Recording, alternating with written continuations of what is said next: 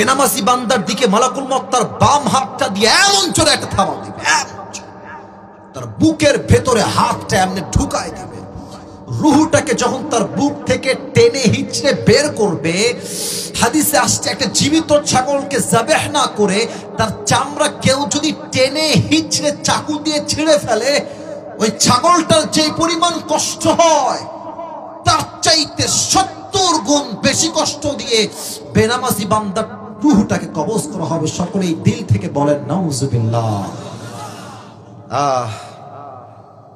পারবেন এই কষ্ট সহ্য করতে? বলেন না, কে আছে পারবে? যদি আপনাকে একটা বেতের আঘাত করে, তাই তো আপনি সহ্য করতে পারেন না।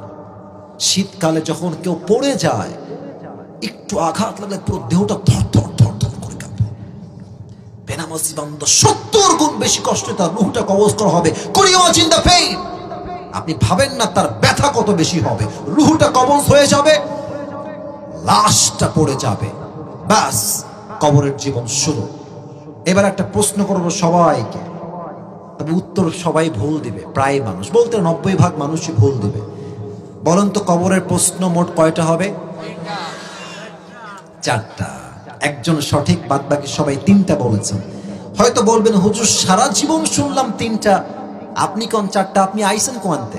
ভাই আছে 4টা প্রশ্ন আছে। আমি প্রশ্ন করছি, সবাই দাঁড়িয়ে থাকা ভাইয়ারা দাঁড়াই থাকেন, নো প্রবলেম, তবে উত্তরটা দিয়েন আমাকে। আমি প্রশ্ন করছি, বলেন আমাদের রব কে? এত আস্তে, আবারও শাহাদত আঙ্গুলি উত্তোলন করে বলবেন আমাদের সকলের মুসলমানদের রব কে? আল্লাহ আমার রব। বলেন না, আল্লাহ আমার রব। দমে দমে তনু মনে তারি অনুভব, তোমার দুনিয়াতে আমি যেদিকে তাকাই, অথই নিয়ামতে ডুবে আছি সবাই। পাখপাখালির কণ্ঠে শুনি তাসবিহ কল রব, তাসবিহ কল রব। আল্লাহ আমার রব, এই রবই আমার সব। রবকে 1 নাম্বার। 2 নাম্বার, ওয়ামান নাবিয়ুকা তারিফু হাদার রাজুল, do you know who is this person? ও একটা কথা বলতে হবে, সরি বলতে ভুলে গেছি।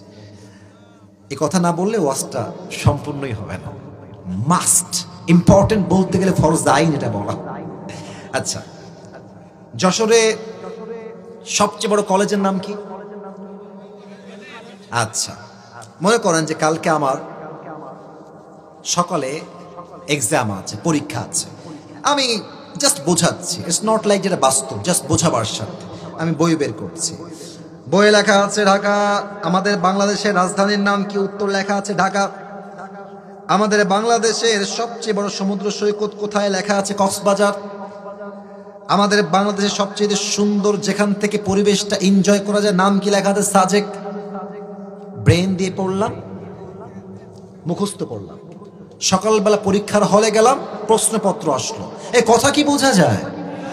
আরে ভাই কথা কোন, কথা কি বোঝা যায়? আমি পরীক্ষায় গিয়ে, পরীক্ষায় প্রশ্নপত্র আমার সামনে চলে আসছে। লেখা আছে প্রশ্ন প্রথমে ক, বাংলাদেশের রাজধানীর নাম কি? ওই যে কালকে পড়েছিলাম ঢাকা। উত্তর ঢাকা। বাংলাদেশের সবচেয়ে বড় সমুদ্র সৈকত কোথায় অবস্থিত? ওই যে পড়েছিলাম ব্রেন দিয়ে। আবারও বলছি, ব্রেন দিয়ে লিখে দিলাম উত্তর কক্সবাজার। সবচেয়ে সুন্দর ভিউ কোথায়? পাহাড়ি ভিউ, কুয়াশার ভিউ। উত্তর লিখে দিলাম ওই যে ব্রেন দিয়ে সাজেক। কবরের প্রশ্ন কসম খোদার এরকম নয়। আপনি ভাববেন না আরে কবরের 3টা প্রশ্ন মুখস্থ করে ফেলেছি, নো টেনশন, খালি বলবে ফাটাই দিব একেবারে। এরকম না। কবরের প্রশ্ন কেমন হবে? ব্রেন দিয়ে না। আপনাকে জানতে হবে, মানতে হবে, আমল করতে হবে, ঈমানও রাখতে হবে, তারপরে উত্তরটা সহজ হবে। ঠিক কিনা বলেন?